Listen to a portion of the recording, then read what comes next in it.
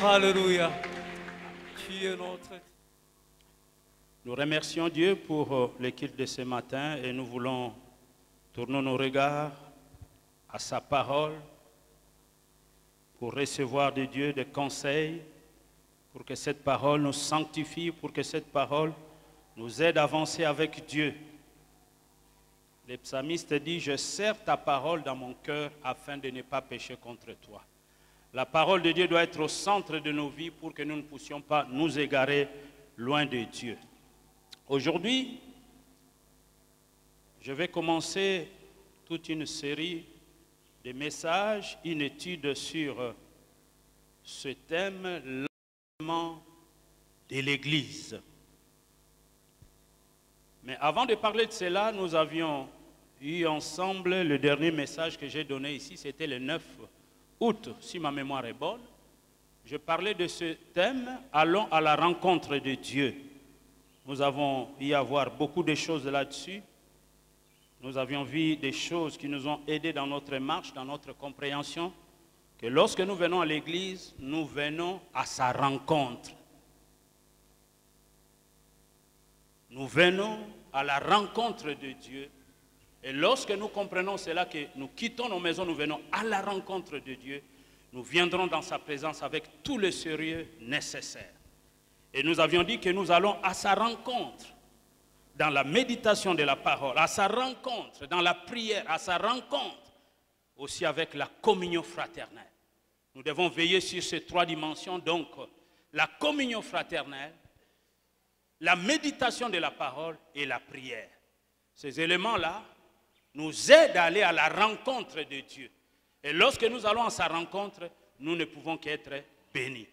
Alors j'avais dit ceci, qu'il y a un message parallèle à ce message, allons à la rencontre de Dieu, c'est l'enlèvement de l'Église. L'enlèvement de l'Église, c'est la rencontre avec Dieu dans le zèle. Nous aurons un corps nouveau. Notre corps sera transformé parce que nous ne pouvons pas voir Dieu avec ses corps de péché. Dans un clin d'œil, nous irons à la rencontre de Dieu dans les airs. Mais cela est au conditionnel. Voilà pourquoi ce message sur l'enlèvement de l'Église est pour moi et pour vous aussi.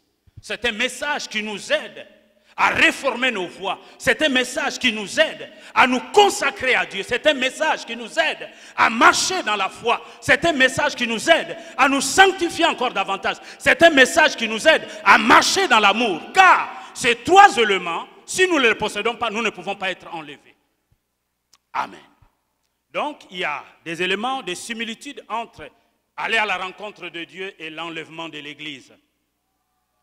Je vais lire un texte. Ce texte se trouve dans 1 Corinthiens 15. 1 Corinthiens 15 nous parle de la résurrection de Christ, nous parle de la résurrection des morts, nous parle des corps de ressuscités. C'est dans ce contexte-là que nous allons tirer un verset qui fera l'objet de toute une étude pendant 2 ou 3 mois, l'enlèvement de l'Église. La Bible en parle beaucoup concernant l'enlèvement. Il y a beaucoup des images, il y a beaucoup des allégories, il y a beaucoup des hyperboles, il y a beaucoup des images concernant l'enlèvement de l'Église. Nous avons même beaucoup de personnages qui ont été des types de préfiguration de l'enlèvement de l'Église, dont nous devons imiter la marche. Le verset 51 de 1 Corinthiens 15 nous dit ceci. Voici, je vous dis un mystère.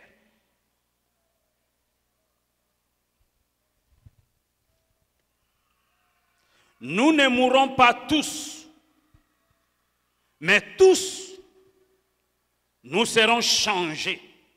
D'autres versions disent, tous nous serons transformés. Nous ne mourrons pas tous, d'autres disent, nous ne dormirons pas tous. Nous serons changés ou transformés. En un instant, en un clin d'œil, à la dernière trompette, la trompette sonnera et les morts ressusciteront incorruptibles. Et nous serons changés, transformés. Car il faut que ces corps corruptibles revêtent l'incorruptibilité et que ces corps mortels revêtent l'immortalité. Lorsque ce corps corruptible aura revêtu l'incorruptibilité, et que ce corps mortel aura revêtu l'immortalité, alors s'accomplira la parole qui est écrite. La mort a été engloutie dans la victoire. Ô mort, où est ta victoire? Ô mort, où est ton aiguillon? L'aiguillon de la mort, c'est le péché. Et la puissance du péché, c'est la loi. Mais grâce soit rendue à Dieu qui nous donne la victoire par notre Seigneur Jésus-Christ. Ainsi, mes frères bien-aimés, soyez fermes, inébranlables, travaillant de mieux en mieux à l'œuvre du Seigneur, sachant que votre travail ne sera pas vain dans le Seigneur.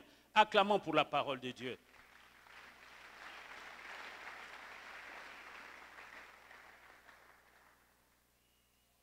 Voici, je vous dis, un mystère. L'enlèvement de l'Église. Ensuite, il y a un texte qui lui est parallèle, qui est familier à ce texte de 1 Thessaloniciens chapitre 4, 17. Dit ceci. Ensuite, nous les vivants, qui seront restés, nous serons tous ensemble enlevés avec eux sur des nuées à la rencontre du Seigneur dans les airs. Nous pouvons lire ce texte. 1 Thessaloniciens 4, le verset 17e. Nous commençons même au verset 13. Nous allons prendre le verset 17. Nous ne voulons pas, frères, que vous soyez dans l'ignorance au sujet de ceux qui dorment ou de ceux qui sont morts, afin que vous ne vous affligez pas comme les autres qui n'ont point d'espérance. Car si nous croyons que Jésus est mort et qu'il est ressuscité, croyons aussi que Dieu ramènera par Jésus et avec lui ceux qui sont morts. Voici en effet ce que nous vous déclarons d'après la parole du Seigneur. Nous les vivants restés pour l'avènement du Seigneur, nous ne devancerons pas ceux qui sont morts. Car le Seigneur lui-même a un signal donné à la voix d'un archange. Et au son de la trompette de Dieu descendra du ciel. Et les morts en Christ ressusciteront premièrement.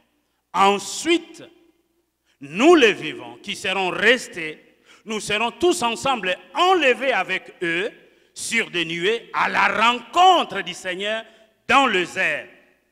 Et ainsi nous serons toujours avec le Seigneur. Amen. L'enlèvement de l'Église est un mystère révélé par l'apôtre Paul.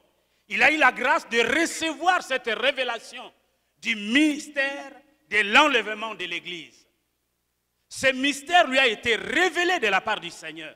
Et voilà pourquoi il veut en parler. Il ne veut pas que l'Église soit dans l'ignorance. Il veut nous éclairer quant à l'enlèvement de l'Église. Bien-aimés, qu'est-ce qu'un mystère dans les Écritures?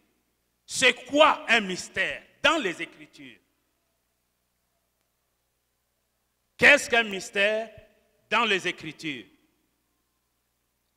Eh bien, la réponse, c'est que un mystère dans les Écritures, c'est une action ou une dispensation de Dieu tenue secrète jusqu'à une heure ou un temps fixé par lui-même.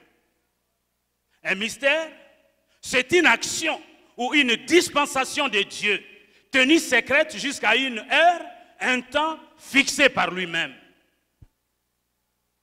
L'Esprit Saint prépare l'homme à recevoir la nouvelle communication de Dieu. Et le mystère étant dévoilé, il ne doit plus être tenu secret, mais au contraire, il faut en parler. Le Saint-Esprit prépare l'homme à recevoir la nouvelle communication de Dieu. Et le mystère étant dévoilé, il ne doit plus être tenu secret, mais au contraire, il faut en parler. C'est ce que Paul est en train de faire. De nous donner la lumière quant à l'enlèvement de l'Église. Qu'est-ce que nous devons prendre en considération pour être au bénéfice de cet heureux événement? Dans Romains chapitre 16, le verset 25, je lis pour vous. Romains chapitre 16, le verset 25. La Bible dit ceci, c'est un exemple. À celui qui peut vous affermir selon mon évangile et la prédication de Jésus-Christ, conformément à la révélation du mystère caché pendant des siècles, mais manifesté maintenant par les Écritures, par les écrits des prophètes, d'après l'ordre du Dieu éternel, et porté à la connaissance de toutes les nations, afin qu'elles obéissent à la foi. À celui qui peut vous affermir, selon mon évangile, dit Paul, dans Romains 16, 25. Et la prédication de Jésus-Christ, conformément à la révélation du mystère caché pendant des siècles, mais maintenant manifesté par les écrits des prophètes, d'après l'ordre du Dieu éternel, et porté à la connaissance de toutes les nations, afin qu'elles obéissent à la foi. L'enlèvement de l'Église est une question de la foi. L'enlèvement de l'Église est une question de sanctification. L'enlèvement de l'Église est une question d'amour.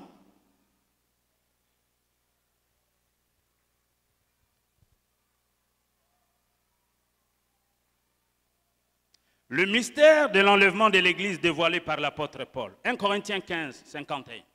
Nous revenons encore, nous allons faire une petite analyse sur ce que nous avions lu au début du message. Voici, je vous dis un mystère. Nous ne nous endormirons pas tous, mais tous, nous serons changés en un instant, en un clin d'œil, à la dernière trompette. La trompette sonnera et les morts ressusciteront incorruptibles et nous serons changés. 1 Thessaloniciens 4, 14. Car si nous croyons que Jésus est mort et qu'il est ressuscité, croyons aussi que Dieu ramènera par Jésus et avec lui ceux qui seront morts. Voici en effet ce que nous vous déclarons d'après la parole du Seigneur. Nous les vivants, restés pour l'avènement du Seigneur, nous ne dévancerons pas ceux qui sont morts. Car le Seigneur lui-même a un signal donné à la voix d'un archange et au son de la trompette de Dieu, descendra du ciel et les morts en Christ ressusciteront premièrement. Ensuite, nous les vivants, qui serons restés, nous serons tous ensemble, enlevés avec eux sur des nuées à la rencontre du Seigneur dans les airs. Ainsi, nous serons toujours avec le Seigneur. Ce sont des paroles de consolation et l'apôtre dit, consolez-vous les uns les autres par ces paroles. Parce que l'enlèvement de l'Église est un heureux événement, est un futur glorieux pour l'Église, est une perspective merveilleuse pour l'Église. Bien aimé, l'enlèvement de l'Église, c'est l'attente de l'Église d'un heureux événement. L'Église s'attend à un heureux événement, mais elle n'attend pas n'importe comment, elle attend cet heureux événement dans la consécration, dans la marche, dans la consécration, dans la sanctification, dans l'amour pour être enlevé. L'enlèvement de l'Église est une question de foi. L'enlèvement de l'Église est une question de sanctification. L'enlèvement de l'Église est une question d'amour. Comme c'est un heureux événement, l'Église se prépare à la rencontre de l'époux. L'Église va veiller. Comme j'ai dit au début, si ce message vous concerne, ce message me concerne. L'Église doit se préparer à garder sa robe blanche, sans tache, ni ride, ni rien de semblable, pour aller à la rencontre de l'époux. La Bible dit dans Hébreux 12, 14, recherchez la paix avec tous et la sanctification, sans laquelle nul ne verra le Seigneur. Nous sommes un peuple mis à part. Nous devons marcher conformément aux principes établis par Dieu. Nous devons nous efforcer. Nous devons réformer nos voies. Nous devons veiller et prier pour ne pas donner accès au diable. C'est pour ça que nous avons chanté tout à l'heure. Je préfère perdre l'argent, mais je ne préfère pas perdre ma foi. Parce que si je perds ma foi, j'aurai tout perdu. tout le temps que j'ai passé des consécrations, des disciplines dans ma vie, j'aurais tout perdu. L'argent, je peux retrouver. Quelqu'un peut me donner l'argent, mais pas ma foi. Est-ce que quelqu'un me suit ce matin? Très important. Nous devons nous consoler au travers de ces paroles. Nous vivons dans un monde où les ténèbres deviennent de plus en plus épaisses. Et nous devons veiller, car les jours sont mauvais. La Bible dit, s'il est possible, même les élus.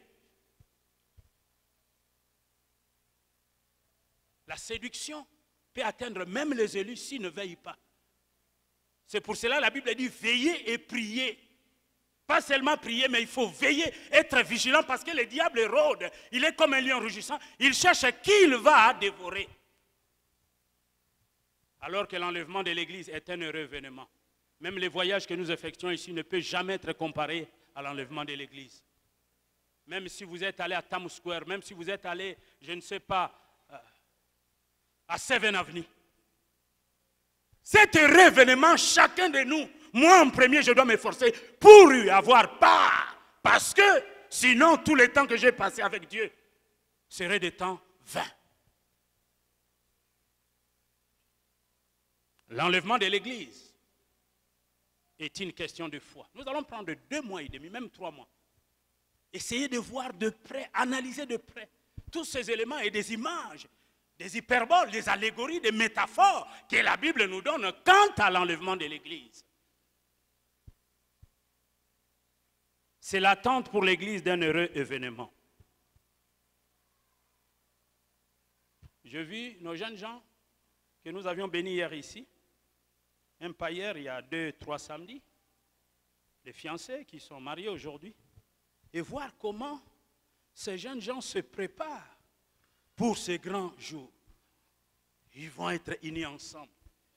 J'ai parlé hier de Djombaya, j'ai dit, mais tu avais laissé la barbe ici. Mais te voilà aujourd'hui, tu es tout nickel parce qu'il se prépare à cause de cet heureux événement. Alors que l'enlèvement est plus que ce que nous avons en train de faire ici sur la terre des hommes. Nous serons avec Dieu pour l'éternité. Et souvent, Satan, il vient, il cherche à nous distraire, à nous faire croire que le monde, c'est encore bien. Non, non, non. Nous devons nous affectionner aux choses d'en haut et non aux choses de la terre. Donc, l'enlèvement de l'Église, c'est un heureux événement pour l'Église. Et le peuple de Dieu dans son ensemble doit se préparer à rencontrer le Seigneur dans les airs. En effet, l'apôtre écrit, consolez-vous les uns les autres par ces paroles. Cet événement était attendu aussi des Thessaloniciens. Dans 1 Thessaloniciens 4, il est dit quelque part, et vous vous êtes convertis à Dieu en abandonnant vos idoles pour attendre des cieux son Fils, qu'il a ressuscité des morts. Les Thessaloniciens attendaient cet heureux événement. Ils ont abandonné les idoles pour attendre des cieux Jésus qui devait venir pour les enlever.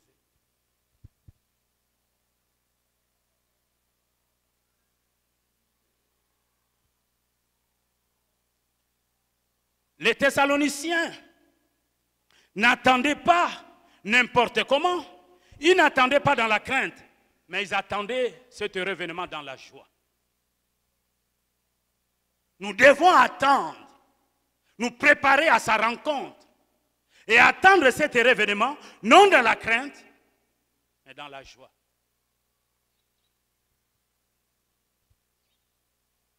La joie, parce que Christ en nous est l'espérance de la gloire.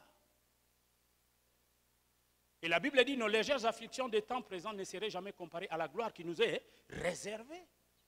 Les Thessaloniciens attendaient l'enlèvement de l'Église dans la joie, et nous aussi. Nous sommes de cette lignée, nous devons attendre l'avènement du Seigneur dans la joie, dans le service. Pas un service négligent, mais un service avec discipline, beaucoup de discipline. Crucifier notre chair, comme dit Paul, pour ne pas être désapprouvé après avoir prêché aux autres. Car la Bible dit, maudit soit quiconque fait l'œuvre de Dieu avec négligence. Nous ne voulons pas être des mercenaires, nous voulons servir Dieu avec amour, avec joie, sachant que Christ en nous est l'espérance de la gloire.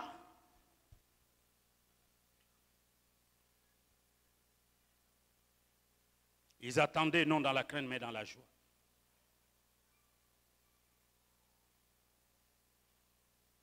Il y a un frère qui me disait aujourd'hui, alors que nous étions en train de prier, j'ai dit, comment ça va? On ne s'est pas vu. Ah, pasteur, j'étais malade, le vendredi, tout ça, c'était... Et j'ai dit, et toi, papa Belle, tu étais aussi malade il y a quelques semaines passées? Oui. J'ai dit, tant que nous demeurons dans ce corps, nous allons toujours continuer à gémir. Avant, papa Belle, c'était moi qui avais la malaria.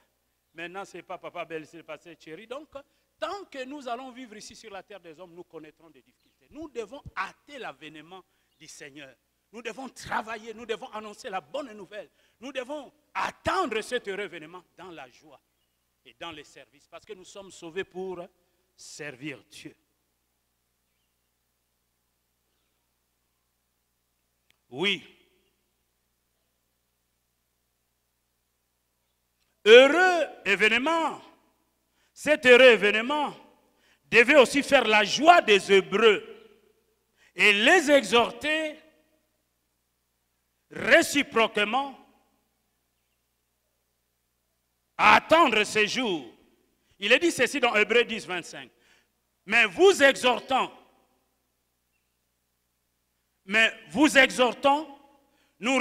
exhortons-nous réciproquement, comme vous voyez s'approcher les jours.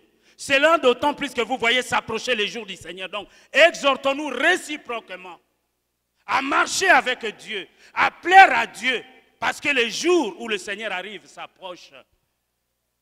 C'est Hébreux 10, 25.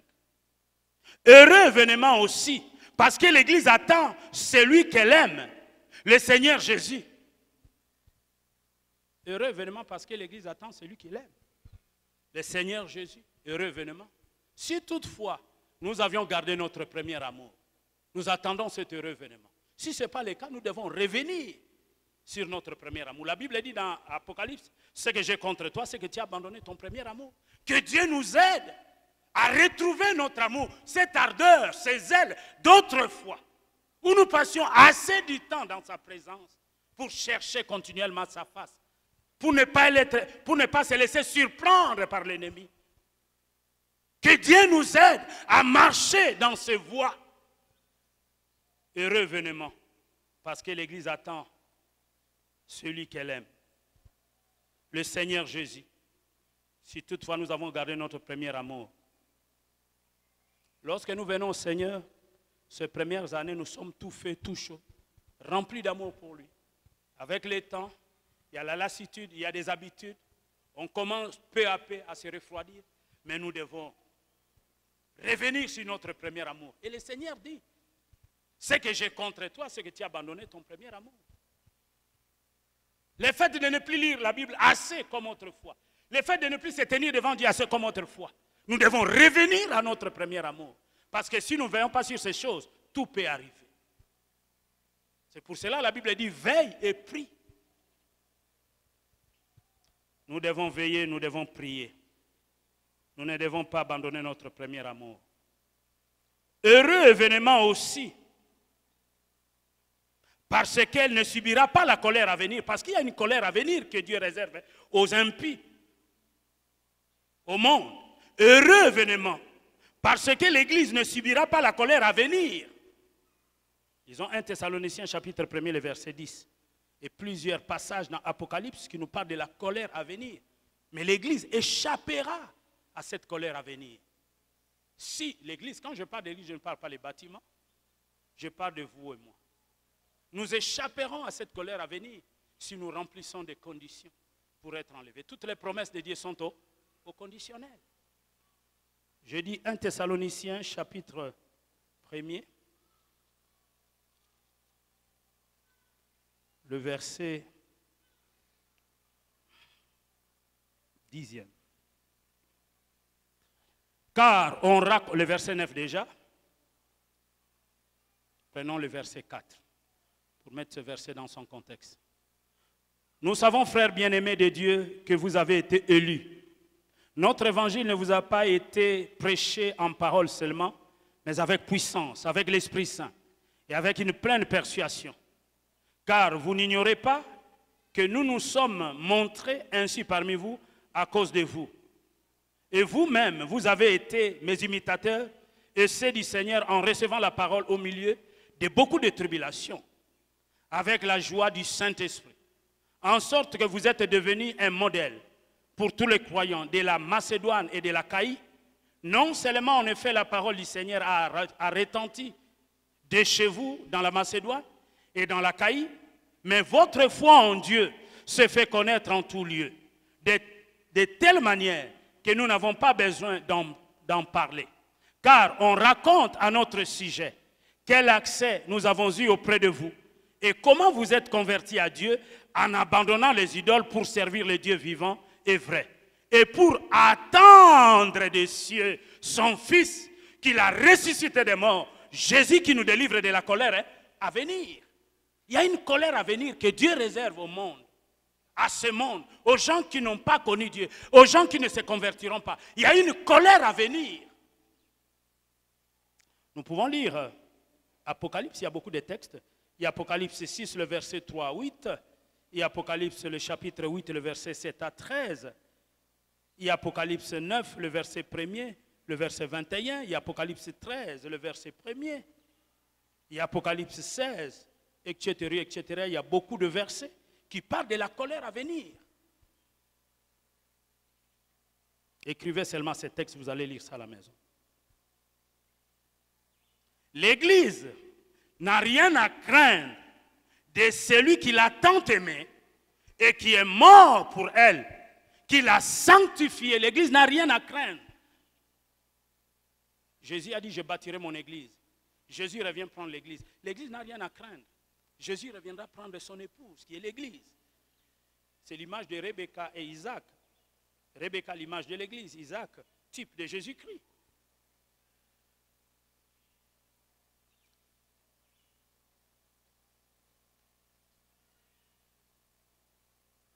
Bien-aimé, seule l'Église qui veille entendra la trompette de Dieu pour aller à la rencontre de Dieu dans les airs. Car l'enlèvement de l'Église est une convocation et un départ. Et cette convocation, ce départ, se fera par le son de la trompette. Mais pour écouter le son de la trompette, il faut être né de nouveau. Il faut avoir une alliance avec Dieu. Il faut être un peuple mis à part pour écouter le son de la trompette et se préparer à cette convocation pour aller à la rencontre de Dieu.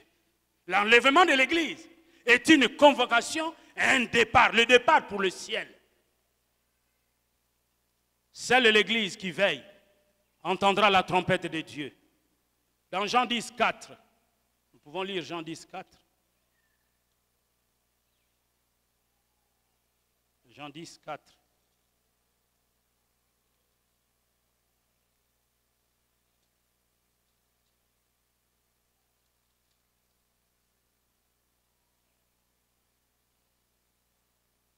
Commençons au verset 1er, nous allons lire le verset 4. En vérité, je vous l'ai dit, celui qui n'entre pas par la porte dans la bergerie, mais qui y monte par ailleurs, est un voleur et un brigand. Mais s'ils entendent sa voix, il appelle par leur nom les brebis qui lui appartiennent, et il les conduit dehors. Lorsqu'il a fait sortir toutes ses propres brebis, il marche devant elles et les brebis les suivent parce qu'elles connaissent sa voix. Le Seigneur a une voix comme une trompette, comme le son de la trompette. Et pour suivre le Seigneur, il faut être né de nouveau. Seule l'Église qui veille entendra la trompette de Dieu. Et les brebis les suivent parce qu'elles connaissent sa voix. Et dans Apocalypse chapitre 1er, le verset 10, nous allons lire ça. Apocalypse chapitre 1er, le verset 10.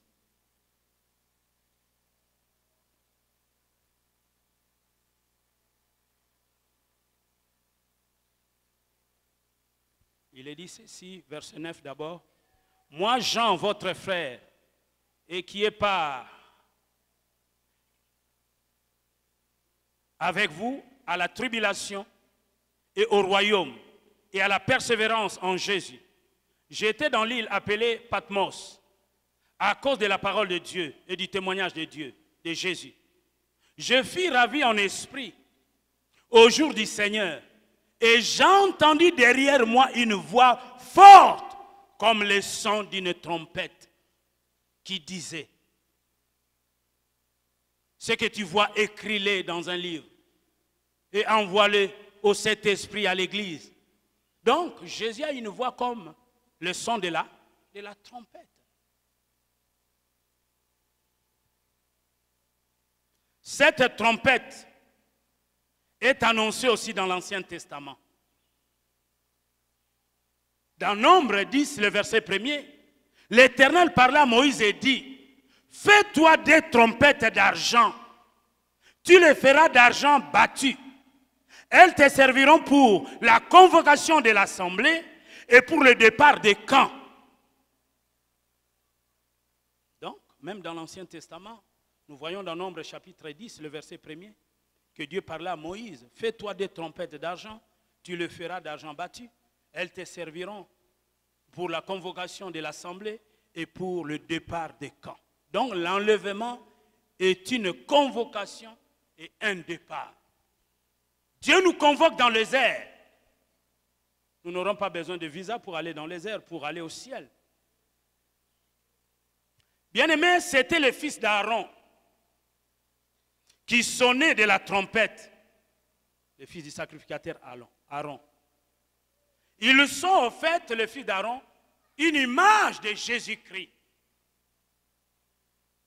Pourquoi des trompettes et non une seule trompette? Pourquoi? La réponse c'est que les deux trompettes doivent être identiques. Donc, frappées dans le même moule. L'une sonnera, ce sera la voix du Seigneur, l'autre résonnera par sympathie selon les lois de l'acoustique. Donc j'entendrai si je suis du même moule. Pour entendre, il faut être du même moule. Sinon, ce n'est pas la peine. C'est pourquoi, bien-aimés, il est important, selon Éphésiens, comme je l'ai dit tantôt, que l'Église soit comme le Seigneur le veut, à l'état d'homme fait, à la mesure de la stature parfaite de Christ. Que l'Église soit irrépréhensible, irréprochable. Que l'Église soit sainte, purifiée. Et là, il y a un grand travail à faire. Comme je disais tantôt, l'enlèvement de l'Église, c'est une question de la foi, une question de sanctification, une question d'amour. Si ces trois éléments ne sont pas réunis, nous ne pouvons pas être enlevés. Nous ne pouvons pas être enlevés. Mais c'est possible que nous soyons enlevés. Si néanmoins nous voulons marcher avec Dieu, crucifier la chair et plaire à Dieu, c'est possible. Parce que nous avons des types de gens qui ont été enlevés. Nous allons le voir progressivement alors que nous allons... Aujourd'hui, c'est l'introduction, c'est le début. Nous avons plusieurs types de gens qui ont été enlevés dans la Bible, qui doivent nous servir d'exemple. Et comment ces derniers ont été enlevés? Comment ont-ils marché avec Dieu?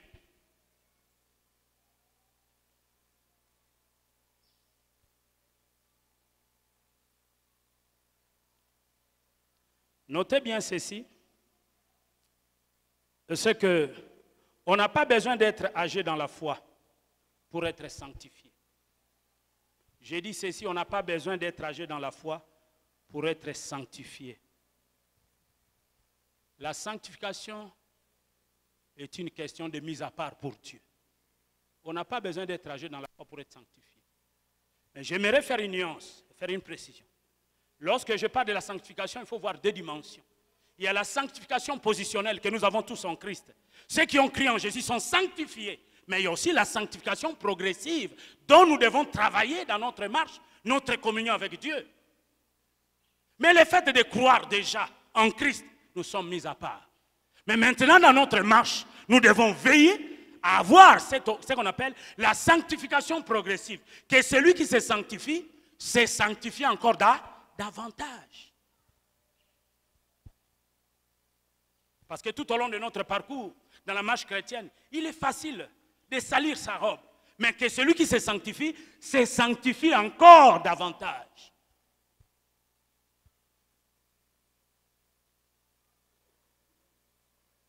Le jeune chrétien bien-aimé dans le Seigneur, pour qui Dieu est tout, ou qu'il aime de tout son cœur, de toute son âme et de toutes ses forces, est sanctifié. Un jeune homme qui aime Dieu de tout son cœur, de toute son âme, de toutes ses forces, est sanctifié. Donc il peut voir le Seigneur et être enlevé. Ce n'est pas une question d'être âgé dans la foi.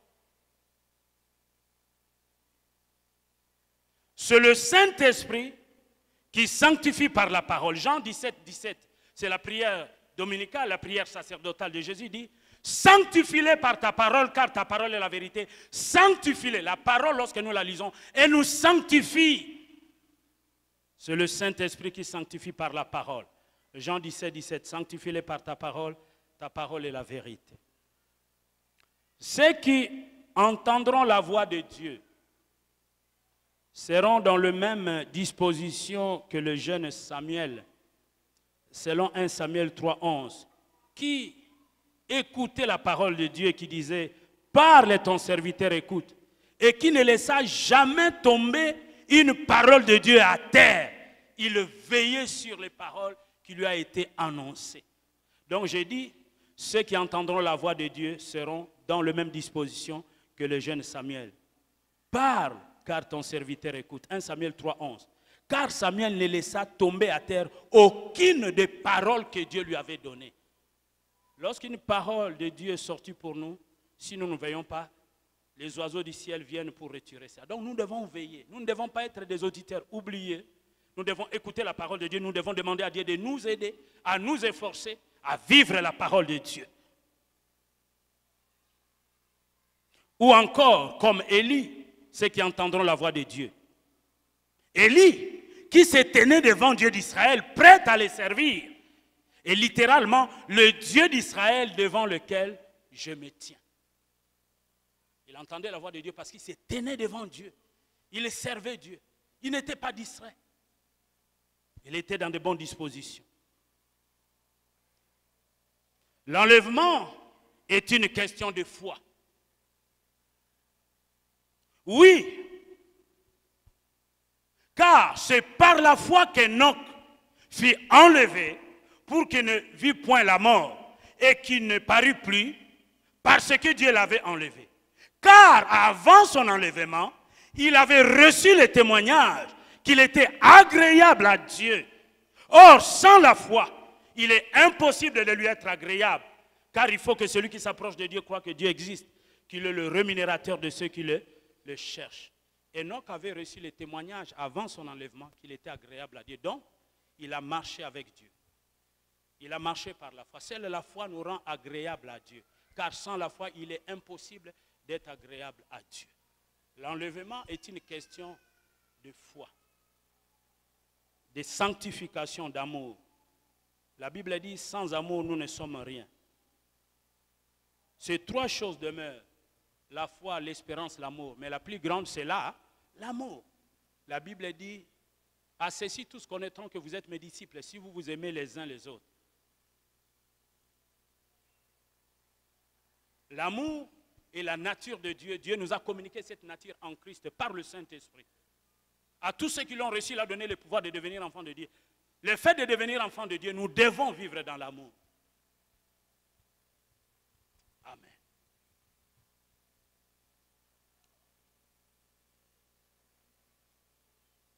Donc, la sanctification, la foi et l'amour sont indispensables pour être enlevés, aller à la rencontre du Seigneur. Aujourd'hui, c'est l'introduction. Nous allons nous arrêter là parce que nous avons la Sainte Seine. Il est déjà 10 heures. Nous continuerons cette série d'études le dimanche prochain si nous sommes encore là, si le visa n'est pas encore accordé. J'ai dit à Maman Hortense, pas de distraction. L'Europe, le Schengen n'est pas le ciel. Faisons l'œuvre de Dieu. Quand le visa viendra, nous partirons. Pas de distraction, de commencer à dire à Dieu, bon, le peut suivre de ça. Non, non. Donc, si Dieu donne le visa, nous partirons. S'il ne donne pas le visa, nous continuons à les servir avec joie. Amen. Nous nous arrêtons là. Nous acclamons pour la parole de Dieu. Arrêtons là pour aujourd'hui. L'enlèvement de l'Église. est une question de foi, est une question de sanctification, est une question d'amour. Je laisse ça devant vous, que chacun examine, approfondisse ces trois axes. Si nous manquons l'amour, si tu dis que tu aimes Dieu, mais celui qui est créé à l'image de Dieu, qui est ton prochain, tu ne l'aimes pas, tu ne verras pas Dieu. Si tu n'es pas mis à part, tu ne vis pas comme quelqu'un qui est sanctifié, mis à part, tu ne verras pas Dieu. Si tu manques de la foi, tu ne verras pas Dieu. C'est celle la foi qui nous rend agréables. Notre justice est comme un vêtement, hein? Souillé, c'est seulement la justice de la foi qui nous rend agréables à Dieu. Amen. Je veux encore appeler mes amis que je peux appeler tantôt de bien vouloir venir et nous allons servir Dieu. Nous sommes sauvés pour servir Dieu. Quel privilège, quelle